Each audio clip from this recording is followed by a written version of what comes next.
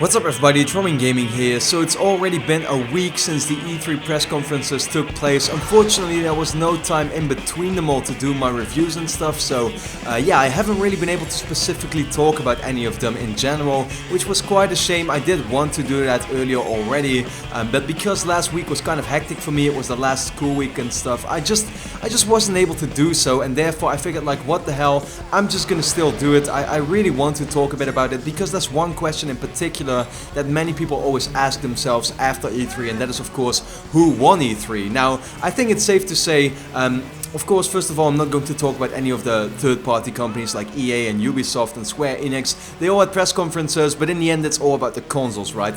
Which of Sony, Microsoft and Nintendo won E3? I think it's safe to say Nintendo surely didn't, because their press conference was pretty disappointing at least, and the Nintendo Wii U has never really been considered to be in the same race, right, anymore. So it really is all about Sony and Microsoft, and I just wanted to share with you my opinion on who won E3 this time around. Now, the best way to start off talking about this is to pretty much go over what exactly happened last Monday when I streamed all the press conferences. So I was watching the Microsoft one, of course, they always started it off, and I was very surprised with how well they handled it. It's great for me to see how they went from, remember 2 years ago, that terrible E3 press conference where they had just announced the Xbox One, and you know, they showed the games and stuff, but it was all still really fresh in our minds. The whole TV sports Call of Duty press conference, of which all the highlights were being made. Then at the same time they announced the $4.99 price tag, and Sony came out and said, yeah, our games, we don't require like always online for it, and at the same time it's a cheaper console for only $3.99.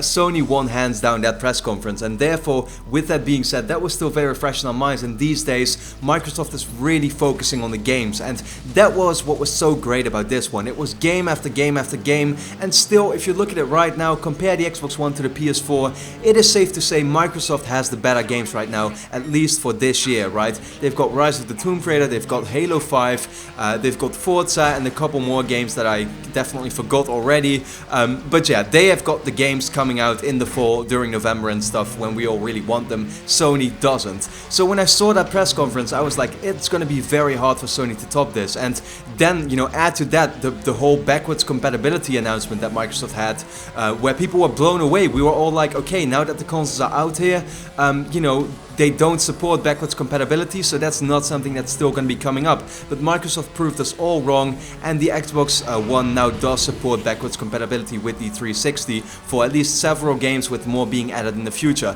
That in itself is a great new feature, and I was like, the only real way for Sony to beat them now is by not showing how you can play old games on the PS4, but how you can play great new games on the PS4, and that is exactly what they did, because we got just some very surprising announcements that we all didn't see coming, and you know, after this press conference I can now say there are at least 5 new games that I am really looking forward to playing on my PlayStation 4 later on in 2016 or 2017, because of course they started off with The Last Guardian. I first of all can't believe I actually predicted it right, because of course it was kind of, you know, it was a prediction, but it was at the same time kind of just a random guess, right? I mean, it could have been announced at any point. We did know it was still in development, but would it be this year that Sony would finally reintroduce it? Well, yeah, it turned out to be this year, and the game looks absolutely awesome. I literally cannot wait for The Last Guardian, because the Team Eco games are just very special, and this once again, just yeah, it's just looking to be a great sort of puzzle platformer, right, with this awesome bond between the little boy and the giant creature.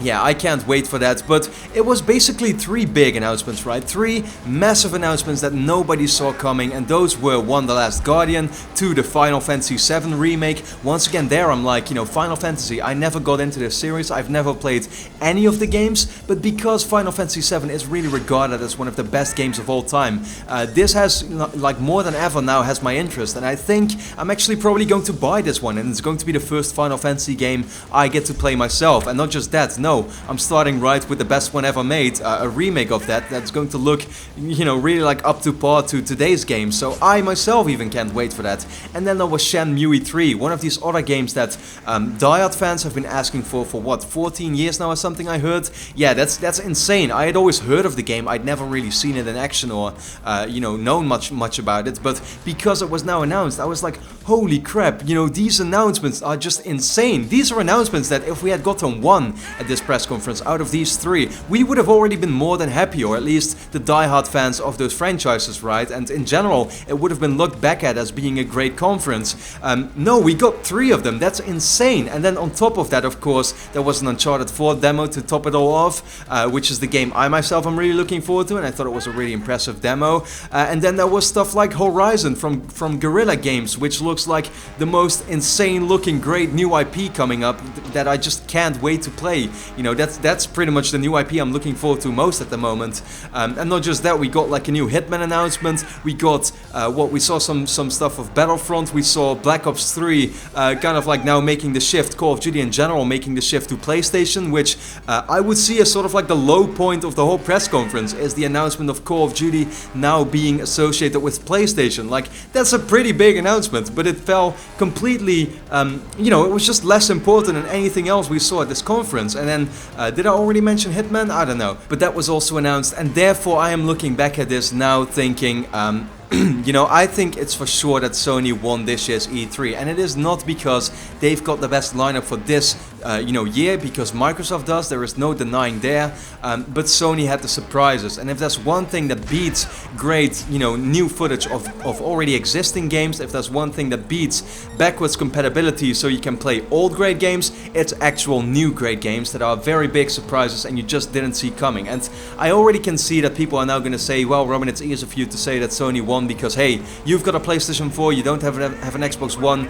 But no, last year at Gamescom I said Microsoft won it, simply because they had the announcement of Rise of the Tomb Raider coming. At that point we still thought exclusively, but even as a time exclusive, it was something that we just didn't see coming, and therefore it beat everything Sony showed, which were great games, but nothing really new or surprising there. And you know, therefore, because Microsoft had an announcement like that, I thought they won Gamescom last year, and this time around it's the exact opposite. Sony had the great announcements, hell, they had like 3 or 4 of them, and that is definitely why they, for me, won this year's E3. But with that being said, I of course want to know from you, who do you think won E3 this year? Was it Sony, was it Microsoft, or was it maybe even Nintendo? Just let me know that in the comments, and for now I'd like to thank you a lot for watching, and hope to see you again next time.